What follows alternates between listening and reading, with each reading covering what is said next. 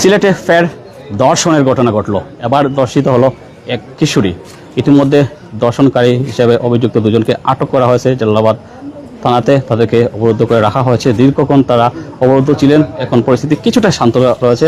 আমরা একটু জানার চেষ্টা করবো এখন যারা প্রত্যক্ষদর্শী আছেন তাদের কাছ থেকে মূলত কী ঘটেছে একটু দেখাই। ধর্ষণের যে স্বর্গরাজ্য বলা হচ্ছে সিলেট, সেই স্বর্গরাজ্য এখন সিলেট। আমরা একটু জানার চেষ্টা করবো এখানে যারা প্রত্যক্ষদর্শী এসেছেন তাদের কাছ থেকে। ভাই, প্রত্যক্ষদর্শী আছে তারা আসলে ঘটনার বিবরণ দিতে চাচ্ছে না। পরিস্থিতি এতটাই বিপজ্জনক হয়েছে যে কারণে আসলে কেউই মূলত এখানে কথা বলতে চাচ্ছে না। আমরা মিডিয়ার মাধ্যমে দেখাচ্ছি যে এখানে পুরোটাই অবরুদ্ধ করে রাখা হয়েছে। দেখেন এখানে পুরো এলাকা আসলে মানুষ আর মানুষ। একটু আগে যে ভিড় ছিল সেই ভিড়টা অনেকটা কমেছে। যে দুজন দর্শনকারী ছিল তাকে ইতিমধ্যেই আটক করে রাখা হয়েছে জালালাবাদ থানায়। আমরা একটু প্রত্যক্ষদর্শীদের কাছ থেকে জানার চেষ্টা করবো যারা এখানে প্রত্যক্ষদর্শী ছিলেন তাদের কাছ থেকে। সিলেটে একের পর এক ধর্ষণের ঘটনা ভাবিয়ে চলছে সমাজকে। আমরা যেটা বলতেছিলাম, সিলেটে যে ঘটনা ঘটতেছে সেটা আসলে অনাকাঙ্ক্ষিত অনাকাঙ্ক্ষিত সেটা আসলে এমন এক পর্যায়ে গিয়ে পৌঁছেছে সেটা আর স্বাভাবিক কোনোভাবে বলা যায় না। যে ঘটনা আমরা বলতেছিলাম, মূলত এখানে কি ঘটনা ঘটেছে আমরা অনেকক্ষণ দেখলাম তো অবরুদ্ধ ছিল। বিসমিল্লাহির রহমানির রহিম। ঘটনা যেটা ঘটেছে আপনার অনাকাঙ্ক্ষিত ঘটনা। বর্তমান যে অবস্থা দেশে আরম্ভ হয়েছে সেটার পরিপ্রেক্ষিতে আজকের এই ঘটনাটা। একটা বাচ্চা এখানে একটা হিরোইনের সম্রাট ওখানে বাস করে, তো ওইটা এলাকায় কয়েকবার ওরে ধরা হয়েছে এবং পুলিশে সুপার্দ করা হয়েছে।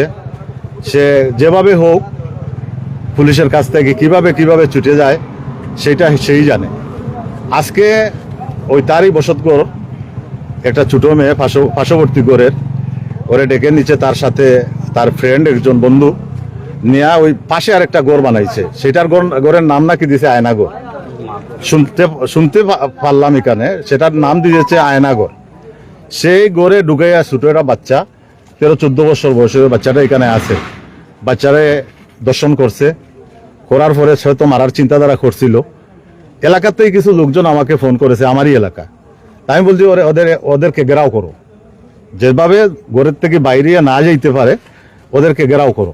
তো এলাকার লোকজন তাদেরকে প্রতিরোধ করছে, করার পরে ওদেরকে ধরার পরে আমি বলছি তোমরা 999 কল করো, কল দিয়া তোমরা পুলিশের হাওলা করো। তো পুলিশের হাওলার থেকে পুলিশে থেকে অ্যারেস্ট করে নিয়ে থানা পর্যন্ত নিয়ে আসছে। যে ঘটনাটা বলার মতো না, ছোট বাচ্চা। এখন যে অবস্থা এই যে আরম্ভ হয়েছে দেশের ভিতরে, যে এই যে কুলাঙ্গাররা ওদেরকে পিছন থেকে খাড়া ইন্ধন দিচ্ছে, আর ওরা ওই যে মাদক আসক্ত হয়ে এই সমস্ত কাজের উপরে ওরা লিপ্ত হয়েছে। এবং আমাদের কিছুদিন আগে আপনারা জানেন আমার ইউনিয়নে একটা মেয়ে ফাইমা নামে সোনাতলা গ্রামে মেয়েটাকে দর্শন করা হয়েছে। পরে তাদেরকে 4 বছরের শিশু তারে শ্বাসরুদ্ধ করে মারা হয়েছে। সেটার ব্যাপারে আমরা প্রতিবাদ করেছি এই পাশেই এখানে সোনাতলা বাজারে। প্রতিবাদ করার পরে 1 দিন না 2 দিনের পরে সে অ্যারেস্ট হয়েছে। এরপরে আজকে আরেকটা ঘটনা জানেন, মা এটা 1 বছর 8 মাসের একটা বাচ্চারে নিজের হাতে হত্যা করেছে। সেটা শেষ হইতে না হইতে আজকে এই গ্রামে আমাদের এলাকায় আমাদের গ্রাম হইল, এটার গ্রামের নামটা হইল গুফাল, খান্দিগাঁও ইউনিয়ন, এই জালালাবাদ থানা সদর উপজেলা। যাদের বিরুদ্ধে অভিযোগ তাদের নামটা কি? তা একটা এখানে নাম জানুন কেউ, একটা নাম আলী হোসেন, এটা হইল মাদক সম্রাট, ইয়াবা সম্রাট। আর আরেকজনের নাম হইল সালমান হইল দর্শনকারী, ওর সাথে সহযোগী হইল আলী হোসেন। জি, হ্যাঁ, তাদেরকে আটক করা হয়েছে এবং তাদের সাথে আরো সহযোগী যদি কেউ তাকিয়ে থাকে সেটা ওদেরকে যদি রিমান্ড আনে, পুলিশ রিমান্ড করে, তাহলে ওদের মুখের থেকে বাইরে আসবে। যারা দর্শন করেছে ওরা প্রাপ্তবয়স্ক, 25-30 এই রকম বয়স হবে। আচ্ছা, আমরা লক্ষ্য করছি যে একের পর এক এই সদর উপজেলায় কিন্তু একটি ঘটনা রেশ কাটতে না কাটতে আরেকটি ঘটনা, ইতিমধ্যে 3টি ঘটনা ঘটেছে।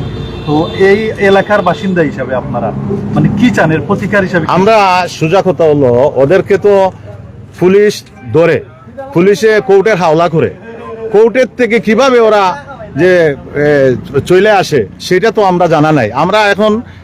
আমরা দেশবাসী ঐক্যবদ্ধ। যদি কোর্ট আদালত ওদেরকে সাজা ফাঁসি আওতায় না আনা হয়, তা আমরা দেশের মানুষ, আমরা সাধারণ জনগণ, আমরা আইন হাতে নিতে বাধ্য হব। আমরা এছাড়া আমাদের বাঁচার কোনো উপায় নাই। এই দেশ 17 বৎসর আপনারা জানেন আমরা জেল জরিমানা দিয়েছি, বারবার জেলে গিয়েছি, এবং এই দেশ থেকে ফ্যাসিস্টের বিদায় হওয়ার পরে এখন আরেক ফ্যাসিস্ট যে যারা দাঁড়াইছে সেইটা তো অনাকাঙ্ক্ষিত। কারণ তখন হয়েছে তাদের বিচার হয় নাই, তখন দেখেছে তারা যে ওই দর্শন করেছে, খুন করেছে, ফাঁসি দিয়েছে, নিজের হাতে আইন নিয়েছে, কারণ কোর্টের থেকে তারা ছাড় পেয়েছে। কিন্তু সেই অবস্থা এখনো চলতেছে।